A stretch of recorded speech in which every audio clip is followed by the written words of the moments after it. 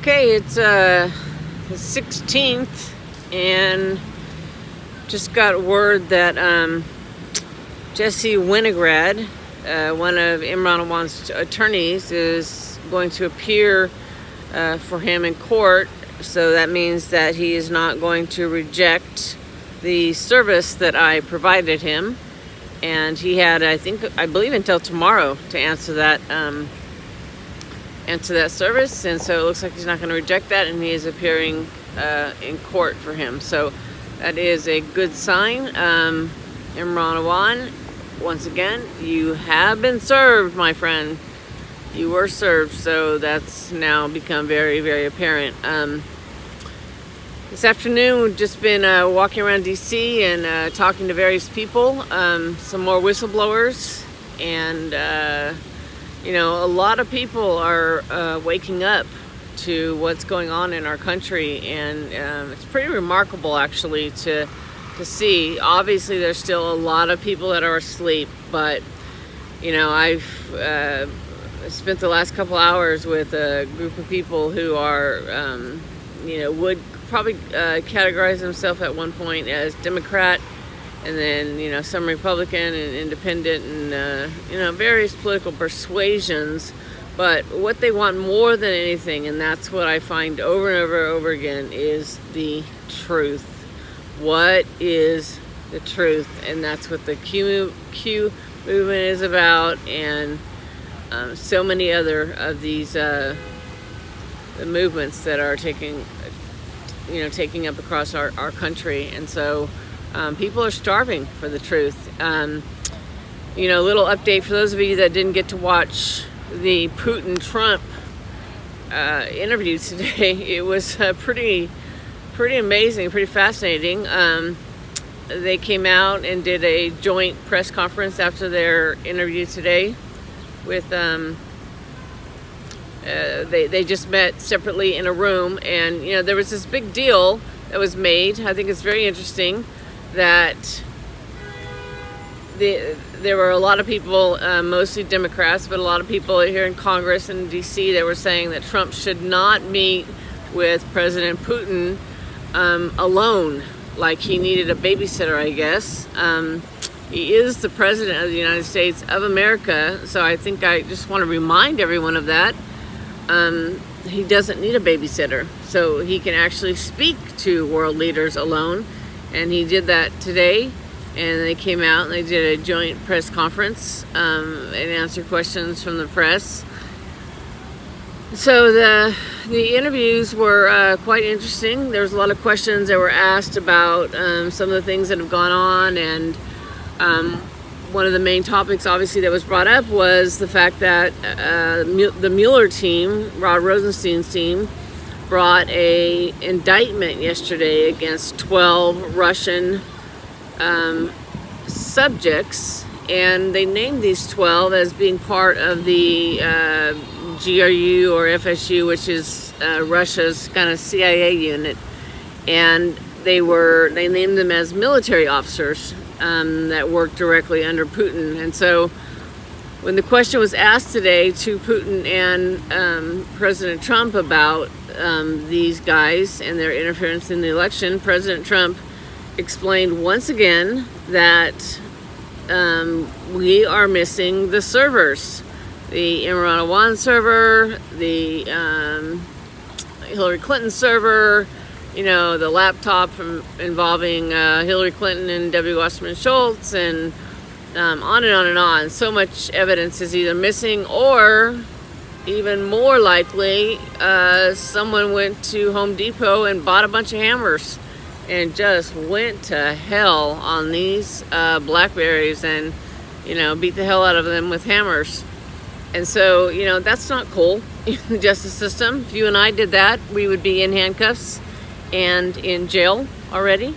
And you know, these guys just seem to get away with it left and right, and you know, people are getting really sick of it. So the question was asked today to President Putin and President Trump regarding these 12 individuals that were just suddenly indicted yesterday, in between the Peter Strzok's interview on Capitol Hill, where he, you know, I'm trying not to be rude, but he did make a jackass out of himself.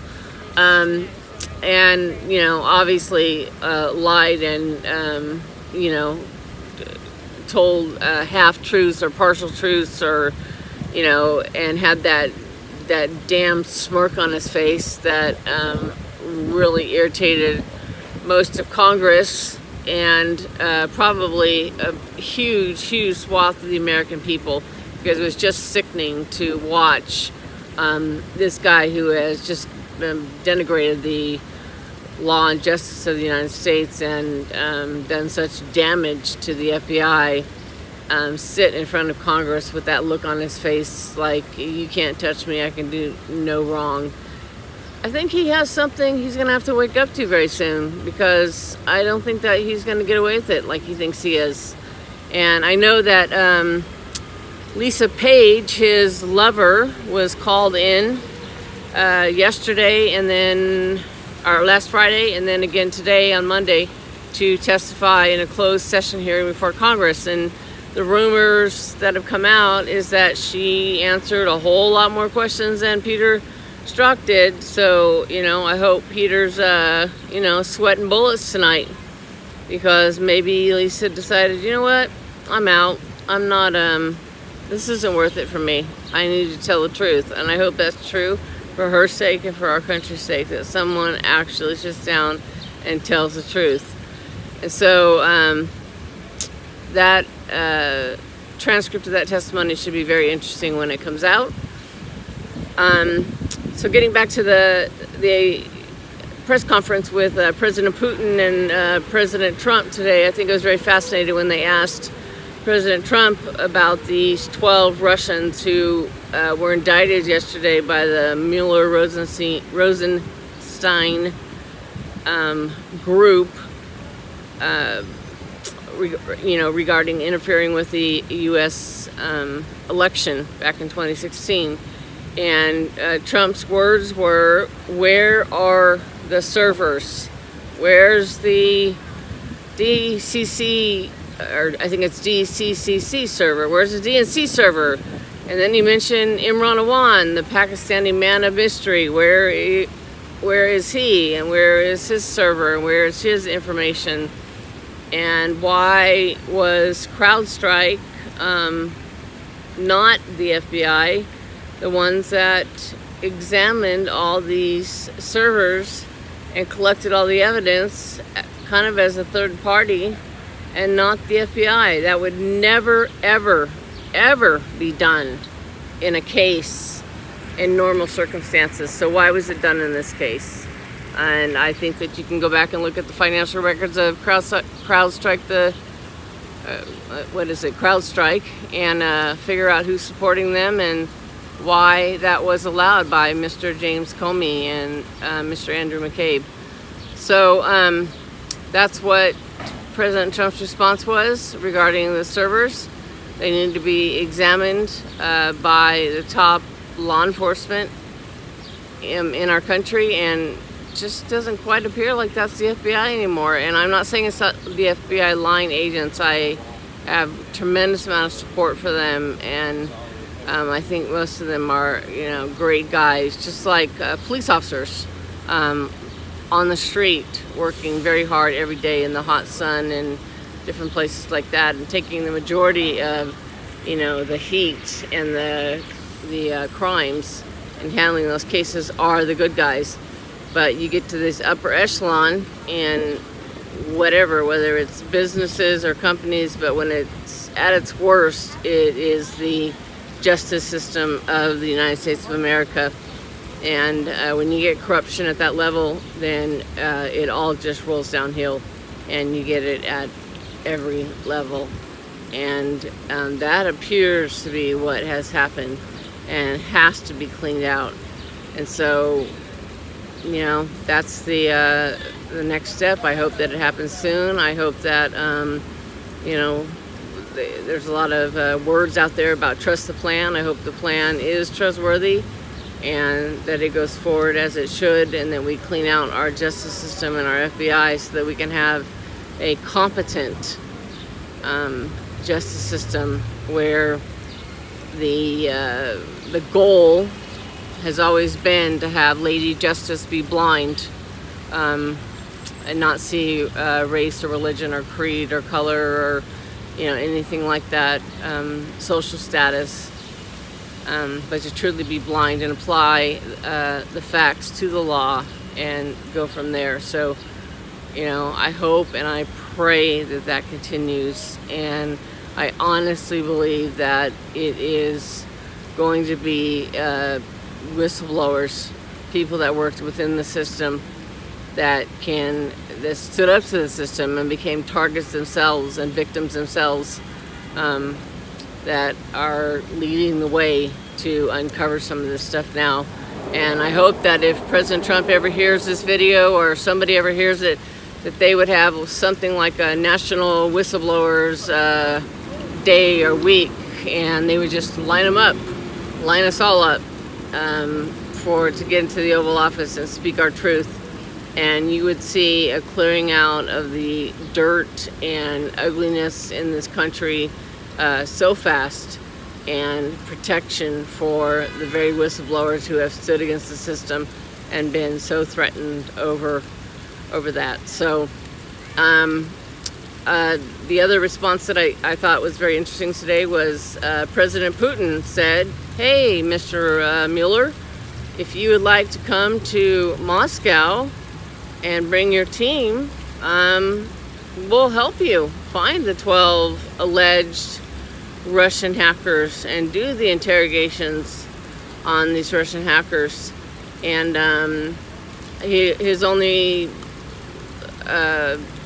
thing that he asked for in return was that he would have a chance to come to the United States and do the same thing for people like Bill Browder, and not paying taxes and the crimes that have been committed against Russia.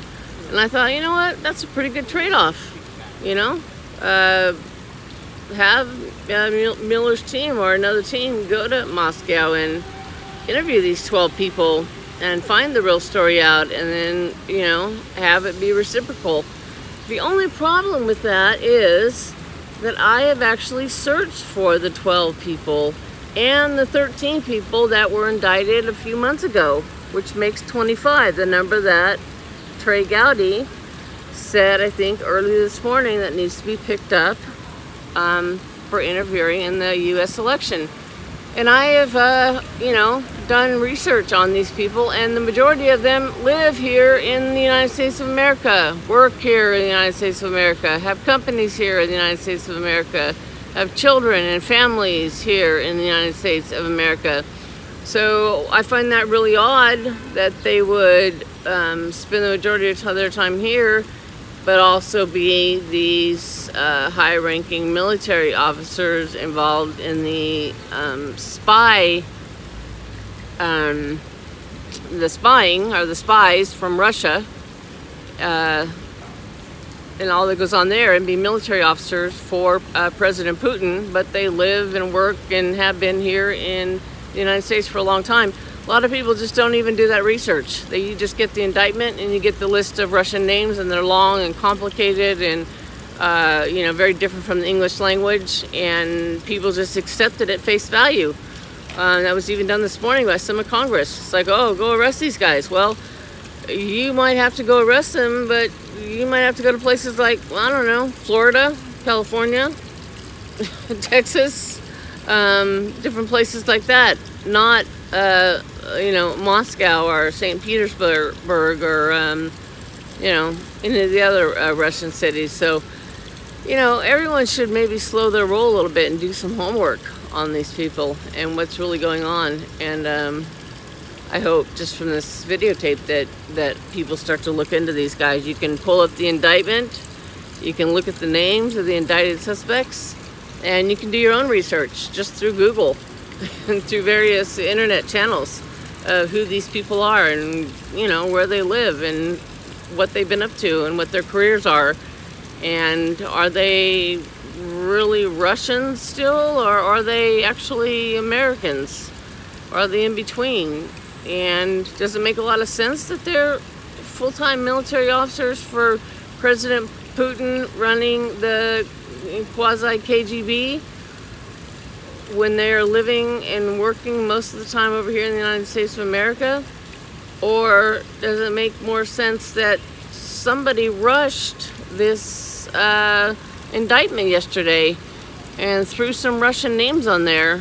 I'm not quite sure what the truth is. What I do know is that indictment, a lot of the words that were in that indictment, and you can see Thomas Paine's True Pundit articles for this, but a lot of the words in that indictment were plagiarized. They were copied from a citizen journalist by the name of George Webb and all of his researchers that have been doing this investigation for over 2 years because the FBI would not get involved.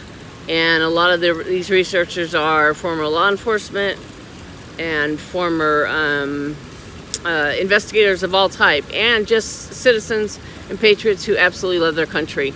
And they've been doing all this work, putting in all these hours for free, getting the bills of lading, getting the ship tracking routes, finding out the fake pharmacies, finding out the shell companies, you name it, we have it. And it's not just in one place, it's in many different places, just in case someone decides they'd like to shut it down from one angle. We've become way smarter than that now, and it's in various places, and it's actually in the media, or at the media, locations of the media, who are chomping at the bit to put some of these stories out. And they involve not only drug trafficking and dark weapons trafficking, but they involve child trafficking that goes to some of the heights of power in the United States of America. And we have those videos and evidence, and it is about ready to come to the surface. So we're just hoping that somebody takes us seriously and starts an investigation, a proper investigation on some of this stuff. I have left my name and number with Homeland Security, or DHS, HSI, the Homeland Security Investigative Unit that I heard is in charge of child trafficking. I know other people have, and we've yet to receive a call back. So just waiting that out, only probably for a few more days, and then some of this stuff is going to go public. Because it has to, because the American people deserve to know what their government has been doing since at least World War II, and how it's just gotten worse and worse over time. And our children, the children of America, need to be protected. And the bogus outrage that is going on about the children at the border, the few thousand children at the border that have been removed from their parents because President Trump is demanding a DNA swab be done, because these children are being trafficked. They're brought over by coyotes and other people to get into the country with a child, and then they sell them and traffic them into sex trafficking. That's really what's going on, people. That is really what's going on, and he's trying to stop it. So everyone needs to open their eyes and wake up, and you know, begin to really look into these facts, and start to become part of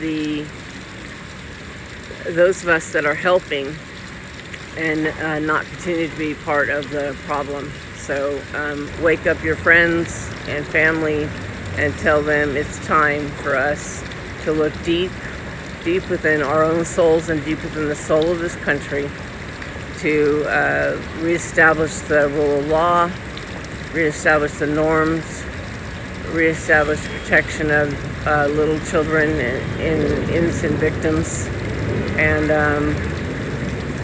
yeah, and move forward from here. So that's the end of tonight's video, and I will check in at another date and time to be named later.